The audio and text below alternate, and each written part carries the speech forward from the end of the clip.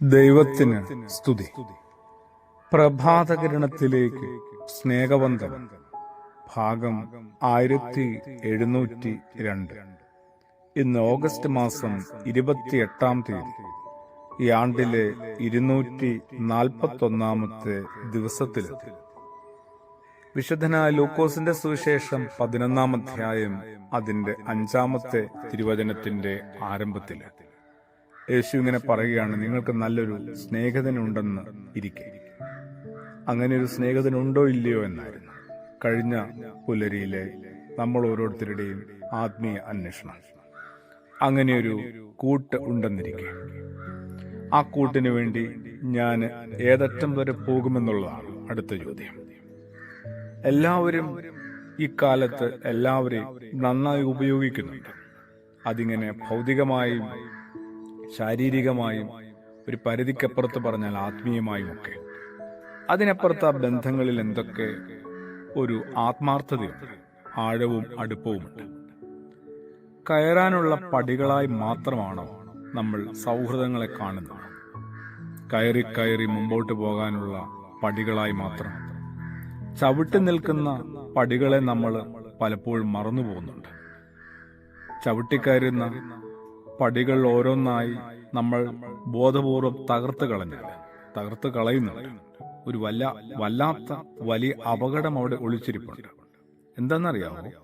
നമ്മൾ എത്തി നിൽക്കുന്ന ഉന്നതങ്ങളിൽ നിന്ന് എപ്പോഴെങ്കിലും നമുക്കൊന്ന് തിരിച്ചിറങ്ങേണ്ടി വന്നില്ല. ഒരു പടി പോലും താഴെ ഉണ്ടാവില്ല കേട്ടോ. എല്ലാ മനുഷ്യനും അങ്ങനെയാണെന്നല്ല, ഭൂമിയിലെ മിക്കവരും അങ്ങനെയാണ്. കയറിപ്പോകാനുള്ള പടികളായിട്ട് മാത്രം ബന്ധങ്ങളെയും സൗഹൃദങ്ങളെയും കാണുന്നു. അവരുടെ വിചാരം അവരങ്ങനെ കയറിക്കൊണ്ടേയിരിക്കും, കയറ്റമൊന്ന് നിൽക്കുമെന്നുള്ള ഒരു ധാരണയില്ല. എപ്പോഴെങ്കിലുമൊക്കെ ഒരു അത്യാവശ്യ ഘട്ടം വന്ന ഒന്ന് ഇറങ്ങേണ്ടി വരുമെന്നുള്ള ചിന്തയുമില്ല. ആരും ഉണ്ടാവില്ല അങ്ങനെയുള്ളവർക്ക്. നേട്ടങ്ങളുടെ കണക്കെടുപ്പിൽ അവസാനം ശേഷിക്കുന്ന എന്താണെന്നറിയാം? കണ്ടെത്തിയ വിഭവങ്ങളും സ്വന്തമാക്കിയ വിഭവങ്ങളും ആവില്ല. പിന്നെ അവശേഷിക്കുന്നത് ആകെയുള്ളത് ബന്ധങ്ങളും സൗഹൃദങ്ങളും മാത്രമായിരിക്കും കേട്ടോ. എല്ലാറ്റിനെയും സ്വീകരിക്കുവാനോ ചേർത്ത് നിർത്തുവാനോ ആർക്കും ആവില്ല. അതുകൊണ്ട് തന്നെ വേണ്ടതും വേണ്ടാത്തതും തമ്മിലുള്ള ഒരു തിരിച്ചറിവ് നമുക്ക് തീർച്ചയായിട്ടും ആവശ്യമാണ്. നമ്മളിങ്ങനെ നേട്ടങ്ങൾക്ക് വേണ്ടി പായുന്നതിനിടയിൽ എന്തുമാത്രം ബന്ധങ്ങളെയും സൗഹൃദങ്ങളെയുമാണ് അറിഞ്ഞും അറിയാതെയും ചവിട്ടി മെതിച്ചു കളയുന്നത്. യേശു പറഞ്ഞതാണ്, നിങ്ങൾക്ക് നല്ലൊരു സ്നേഹിതനുണ്ടെന്നിരിക്കെ അയാൾ അർദ്ധരാത്രി നിങ്ങളുടെ വീടിന്റെ വാതിൽക്ക് ഒന്ന് മുട്ടി വിളിച്ചാൽ അത്രത്തോളം ഒന്ന് പോകണ്ട. സ്നേഹിതനുണ്ടോ എന്നുള്ളതാണ് ഞാൻ നിങ്ങളുമൊക്കെ കാര്യമായിട്ട് നല്ല പുലരിയിൽ ഒന്ന് അന്വേഷിക്കേണ്ടത്.